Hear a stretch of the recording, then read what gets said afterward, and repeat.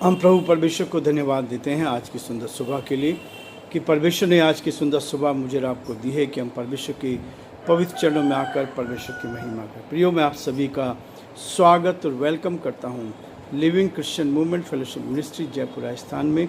परमेश्वर का धन्यवाद हो कि वो एक एक दिन हमारी अगुवाई करता है। परमेश्वर ने आज जून 23 तारीख दी है ताकि इस तारीख को हम आपकी महिमा करें। जून का महीना भी लगभग समाप्त हो गया है।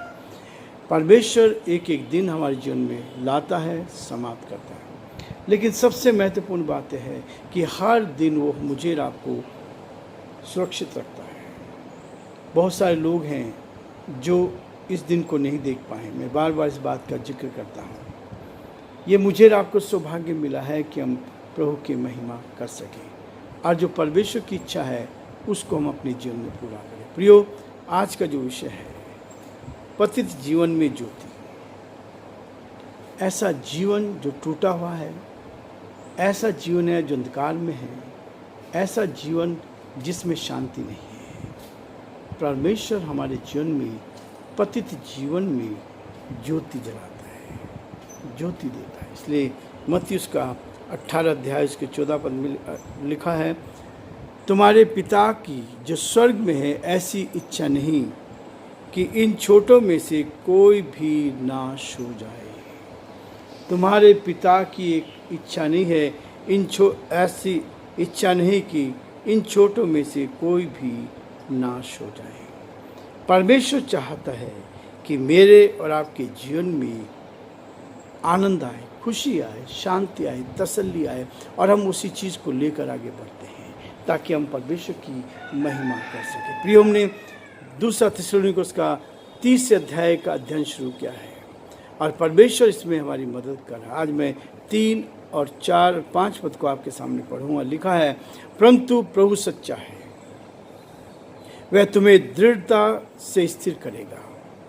प्रभु सच्चा तुमको दृढ़ता से स्थिर करेगा और दुष्ट से सुरक्षित रखेगा।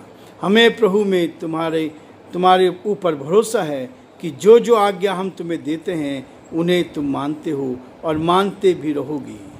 परमेश्वर के प्रेम और मसीह के धीरज को और प्रभु तुम्हारे मन की अगुवाई करें। प्रभु तुम्हारे मन की अगुवाई करें। इसलिए प्रियो, परमेश्वर का वचन कहता है, ऐसा जीवन जो पतित है, ऐसा जीवन जो संसारिक दृष्टि से समस्याओं में है, परेशानी में है, कठिनाई में है, दुख में है, मुसीबत में है, परमेश्वर चाहता है कि हम ऐसा जीवन जिए जो ज्योति का जीवन हो। संसार में लोग अंधकार में जी रहे हैं। लोग को नहीं मालूम है कि ज्योति कैसे हमारे अंदर कैसे चमकेगी, ज्योति मेरे अंदर कैसे आएगी। संसार को नहीं मालूम क्योंकि पाप ने उस ज्योति को अंधकार में बदल रखा है, ढांप दिया है।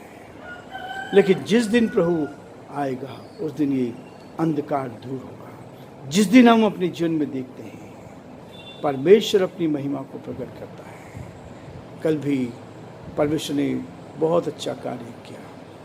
संडे का दिन था। परमेश्वर ने हमारे समर कैंप पर बहुत बड़ी आशीष दी और हमने इस बात को देखा कि परमेश्वर हर परिस्थिति में हमारी अगुवाई करता है ताकि हम उसकी मदद करें। थोड़े से है,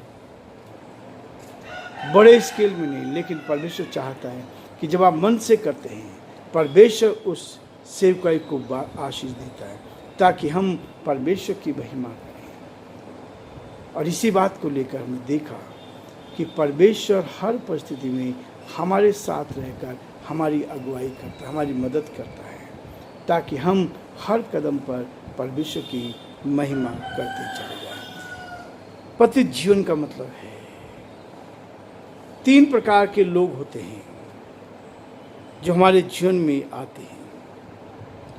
पहला वह जिससे सुधार संभव हो। एक ऐसा व्यक्ति होता है जिसके अंदर सुधार संभव है और दूसरा है जिससे सामान्य परिस्थितियों में कोई निदान नहीं होता है, कोई निदान नहीं होता है। परमेश्वर मेरे और आपके जीवन में इस बात को दे। एक तो ऐसा है जो जीवन सुधर सकता है। एक जीवन ऐसा है जिसमें सामान्य परिस्थिति में कोई निदान नहीं होता है। आप कितना भी कहो, आप कितना भी लोगों को बताओ, कितना भी लोगों के सामने रखो, लेकिन लोग उस पर विश्वास नहीं करते हैं। लेकिन परमेश्वर कहता है, पहले प्रकार को हम 3 बातों में अवस्था में देख सकते हैं।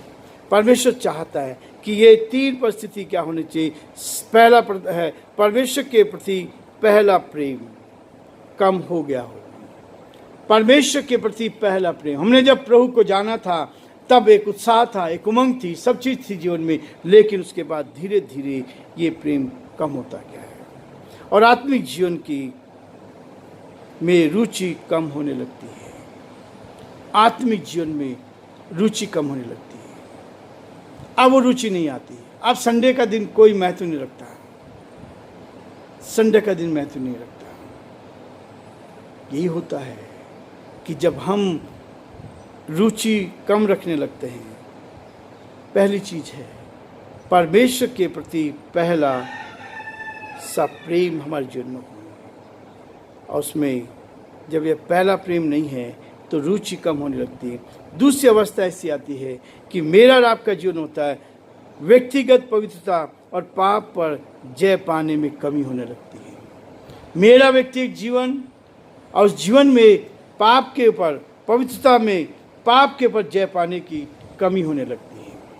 पहले आप पाप पे जीत पाते थे, लेकिन धीरे धीरे उसमें कमी आने लगती है, और यही कमी है जो हमारे जीवन को क्या करती है। और इन 2 अवस्थाओं में वापसी संभव है, इनमें वापसी संभव है। कमी हो गई, उसको सही कर सकते हैं, और ये वापसी हमारे जीवन में संभव है। इसलिए याकूब कहता है 5 अध्याय उसके 19 और 20 में, यदि तुम में से कोई सत्य के मार्ग से भटक जाए और कोई उसको फेर लाए, तो वह जान ले कि जो कोई भटके हुए पापी को फेर लाएगा वह उसके प्राण को मृत्यु से बचाएगा और अनेक पापों पर पर्दा डालेगा। इसके अलावा भटक जाने का एक और अवस्था है। परमेश्वर का वचन क्लियर करता है। जब इस वचन को लिखते हैं तो ऐसा संभव है, जब आदमी भटक जाता है तो वापस आ सकता है। लेकिन इसके साथ वो कहता है कि जब आदमी भटक जाता है तब परमेश्वर एक चीज और कहता है कि जीवन में पापी को फेर लाएगा, वह अपने प्राण को बचाएगा। एक प्राण को बचा सकता है।